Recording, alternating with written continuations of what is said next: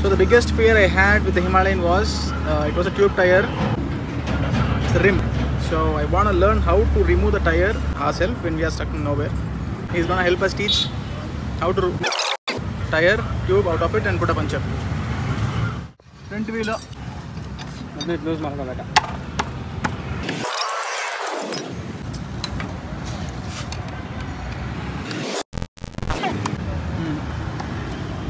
ಇದೊಂದೇ ನಮ್ಗೆ ಯೂಸ್ ಆಗೋದು ಆಲಂಕಿ. ಇದೊಂದೇ ಯೂಸ್ ಆಗೋದು. ಇದು ಫುಲ್ಲು ತೆಗಿಬಾರ್ದು, ಇದು ಅರ್ಧದಲ್ಲಿ ಇರುತ್ತೆ. ಲೂಸ್ ಮಾಡ್ಕೊಬೇಕು ಸ್ವಲ್ಪ. ಆಚೆ ಫುಲ್ ಮಾಡ್ಕೊಳಕ್ಕೆ. ಇದೇನು ರಾಡೆ ಕೊಟ್ಟಿಲ್ಲ ಇದರಲ್ಲಿ? ಅದೇಲಿ ಏನು ಬರಲ್ಲ, ನಮ್ಮ ಇಸ್ಕೊಡೋರು ಇರುತ್ತಲ್ಲ.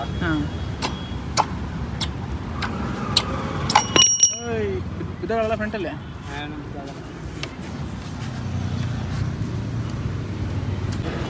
ಬ್ರೇಕ್ಸು ಏನಿಲ್ಲ ಅದರಲ್ಲಿ. That's it. ಬೀಳ್ತಾ ಇದೆಯಲ್ಲ, ಏನು ಮಾಡೋದು ಇವಾಗ? ವೇಟ್ ಕೊಡಲ ಏನಾದರೂ ಇದೆ? ಬೀಳತ್ತಲ್ಲ? ಬೀಳತ್ತೆ. ಹೇಳ್ಕೊಳ್ಳಿ ಸುಮ್ಮನೆ. ಇದು ನಾನು ಇಲ್ಲಿ ವೇಟ್ ಹಾಕ್ತೀನಿ.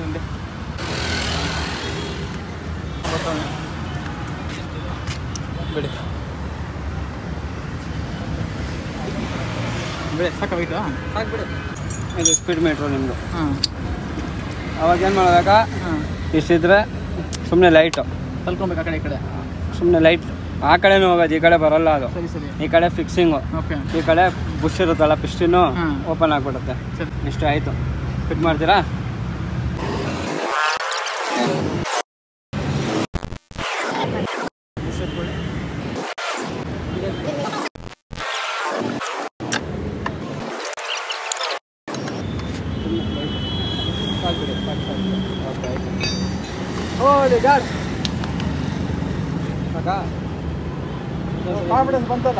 ಇಲ್ಲಿ ಬುಷ್ ಬರಲ್ಲ, ಈ ಮಧ್ಯದಲ್ಲಿ ಬುಷ್ ಬರಲ್ಲ.